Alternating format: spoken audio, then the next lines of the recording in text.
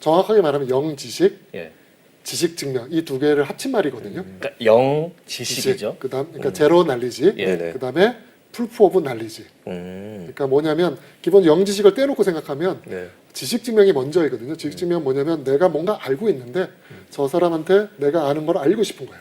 그럼 제일 쉬운 건 내가 아는 걸 다 말해주면 되죠. 네. 예. 그럼 다 얘기해주면 아 너는 아는구나 이렇게 확인할 수 있는 건데 문제는 내가 아는 걸 다 알리고 싶지는 않고 뭔가 알고 있다는 사실만 가르쳐주고 싶은 거지. 그 내용은 모르고. 그러니까 비밀을 나는 알긴 아는데 네. 상대방이 얘가 비밀을 알고 있는 거를 알려주고 싶다. 뭐 예를 들어서 내가 이 책이 있는데 예. 이 책 내용을 다 알려주진 않아도 예. 내 책을 다 외우고 있어. 음. 또는 내가 뭐 되게 어려운 수학 문제가 있는데 이 수학 문제를 내가 풀 수 있어. 네. 근데 풀이 과정은 알려주고 싶지 않아. 그런 경우.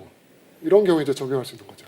그 사람 관계에서도 그런 경우가 가끔 있는데 있죠. 예. 이걸 이론으로 정립을 예, 했군요. 예, 이론이죠. 이게 자료가 좀 있다고 하는데 그걸 보면서 좀 간단하게 설명을 좀 부탁을 드려보겠습니다. 흔하게 얘기가 나오는 게 이제 영지식 증명에는 알리바바 동굴, 그러니까 뭐 A와 B가 있고 이런 게 있는데 이걸 좀 설명해 주세요. 네네, 알겠습니다.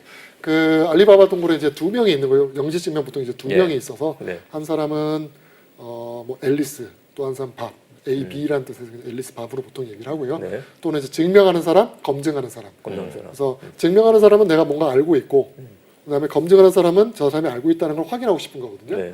그래서 증명하는 사람은 예를 들어서 이제 알리바바 동굴이 있고 동굴 안에 뭐 비밀 문이 있어요. 네. 그래서 저 비밀 문은 주문을 외우면 열리는 뭐 열려라 창게 이런 주문을 외워야 열리는 문이 있는데 이제 증명하는 사람은 내가 이 주문을 내가 알고 있다. 이거를 검증하는 사람한테 알리고 싶은데 그 주문은 알리고 싶지 않은 거예요. 그러면 이제 어떻게 할 수 있느냐? 증명하는 사람이 일단 동굴 두 군데 중에 입구 중에 아무데나 들어가요. 들어가서 들어간 다음에 이제 검증하는 사람이 이 사람한테 위쪽으로 나와 또는 아래쪽으로 나와라고 이제 아무렇게 무작위로 질문하는 거죠. 요청을 하는 거죠. 그래서 만약에 증명하는 사람이 위로 갔으면 이 주문 내용을 몰라도 나올 수 있겠죠. 근데 위로 갔는데 만약 밑으로 나와 그러면 주문을 알아야만 밑으로 나올 수 있겠죠.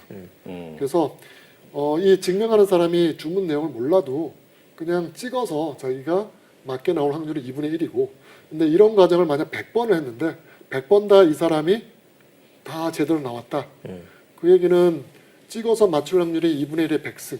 그 정도 확률로 이 사람이 성공할 수 있는데 그건 거의 일어나지 않는 일이니까 이 사람은 아마도 이 주문을 알고 있겠구나라고 검증자가 확인할 수 있는 거죠. 이 암호 기술이 말씀하시는 투표 방식의 핵심이라고 보면 될까요, 그러면?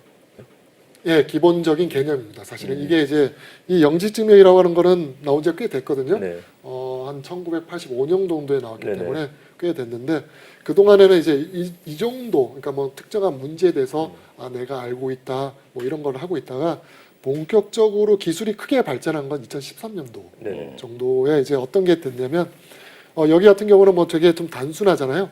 내가 이걸 알고 있다. 네네. 그게 알고 있다고 아니라 그런다니까. 굉장히 일반적인 것. 그러니까 우리가 얘기하면 뭐 프로그램. 이 프로그램을 이제 돌리면 이런 결과가 나와. 이거를 이제 프로그램 안 돌리고도 증명할 수 있는 그런 기술이 2013년도에 굉장히 효율적인 기술이 개발이 됐습니다. 그럼 지금이 저희 2023년인데 네. 10년 동안 영지식 이 방식을 투표에 적용하는 건 한 번도 없었습니까? 투표에는 적용하지 않았죠. 왜냐하면 이제 영지증명의 문제가 네. 느린 게 이제 문제였거든요. 속도의 속도가 문제였군요. 증명하는 사람이 일을 굉장히 많이 해야 돼요. 네. 그래서 느린 게 문제여서 이제 이것을 속도를 올리기 위해서 굉장히 한 10년 동안 계속 노력을 했고요. 실제로 이제 2013년도부터 이제 영지증명이 이거 프라이버시를 유지하면서도 뭔가 계산할 수 있고 뭐 이렇게 된다는 걸 알고 블록체인 업체에서 이제 굉장히 많이 적용을 하려고 했던 거죠. 그래서 처음에 적용했던 데가 이제 거래 시스템 쪽에 익명 거래 쪽에 많이 처음에 적용을 했고요. 그게 뭐 2014년, 16년 정도 그렇게 되고 뭐 한 19년도에 이제 엄청나게 많이 발전을 해서 현재는 굉장히 많은 곳에 이제 적용을 시도를 하고 있는 시작 단계라고 보시면 될 것 같아요. 그럼 저희가 지금 투표에